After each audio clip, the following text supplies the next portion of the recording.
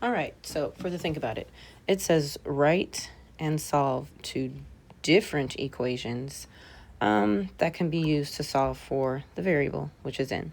Okay, so interior angles of a triangle need to add up to 180. So first equation could just be 70 plus 80 plus n equals 180.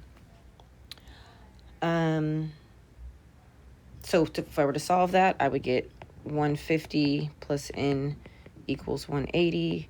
Subtract 150 on both sides, and we get n equals 30. Okay? Second equation is these two angles right here are supplementary. So n plus 150 equals 180. And if I solve it, it's the same thing. N equals 30. So if you weren't able to figure out what the equation should be, that's what it is. So please fill it in. And in the next video, we're going to take some notes and learn about exterior angles.